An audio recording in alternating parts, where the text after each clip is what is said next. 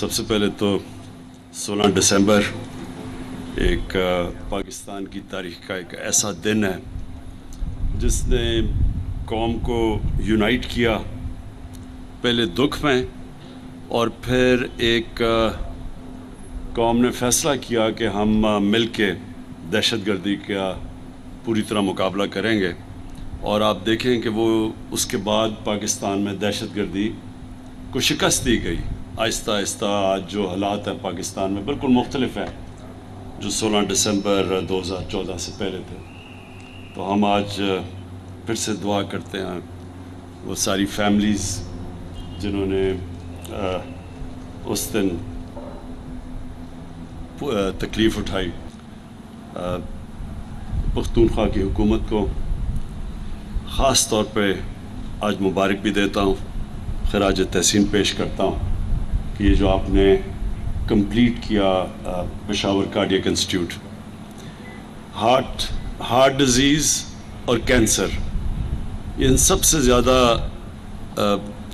دنیا میں جو لوگوں کی وفات ہوتی ہے وہ ان دو بیماریوں سے ہوتی ہے، اور پشاور اور جو کیپٹل پختونخوا کا اگر ادھر ابھی تک کارڈیک انسٹیٹیوٹ نہیں تھی تو یہ سارے علاقے کے لیے بہت بڑا ظلم تھا، کیونکہ جب ہارٹ کے مریضوں کے لیے کوئی جانے کی جگہ نہیں تھی، اور جو بدقسمتی سے جو لیڈی ریڈنگ ہاسپٹل میں جو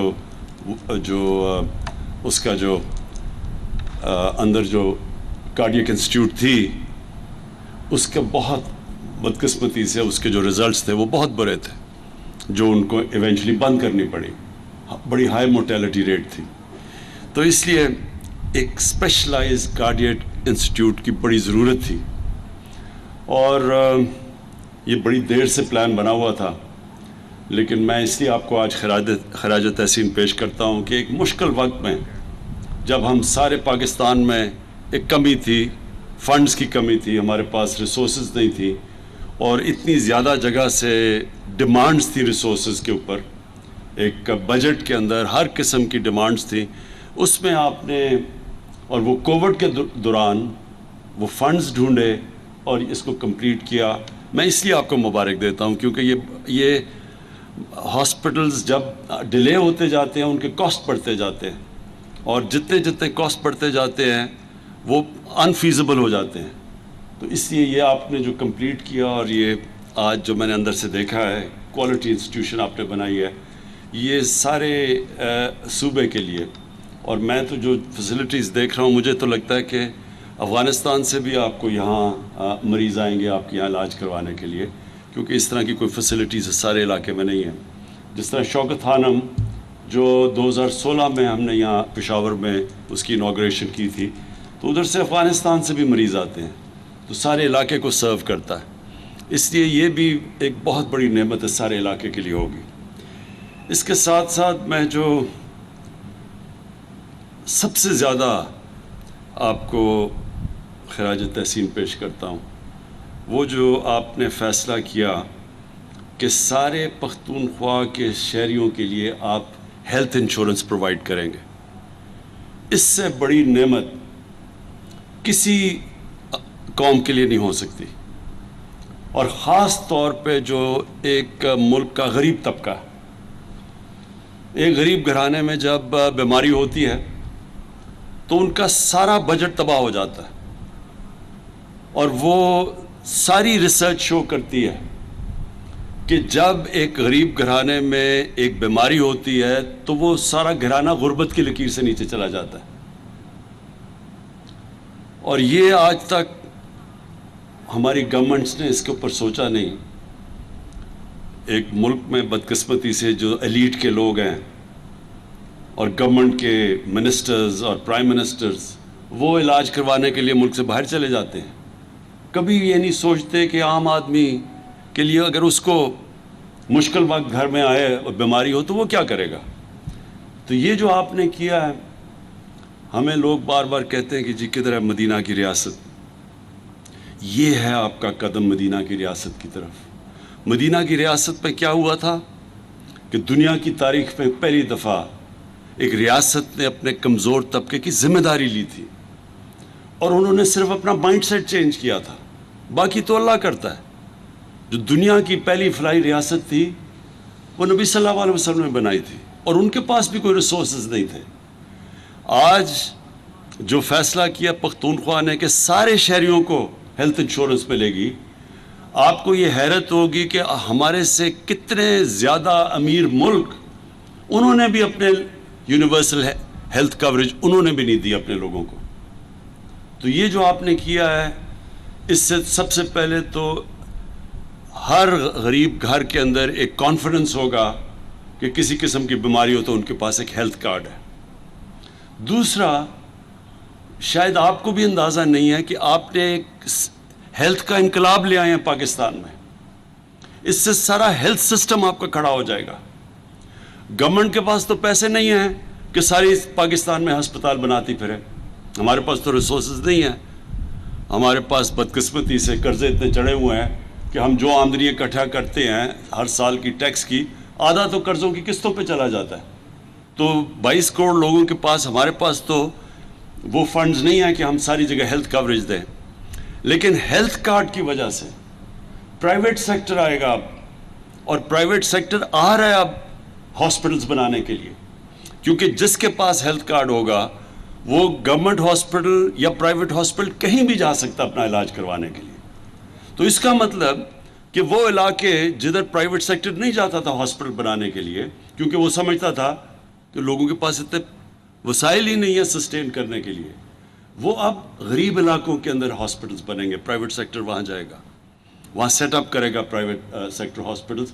اور میں نے سارے اپنے دو جو صوبے ہیں ہمارے پی ٹی آئی کی گورنمنٹ کے نیچے، پختونخوا اور پنجاب، ادھر میں نے انسٹرکٹ کیا ہوا ہے کہ پرائیویٹ سیکٹر کے ہاسپٹلز کو سستے داموں پہ زمین دی جائے.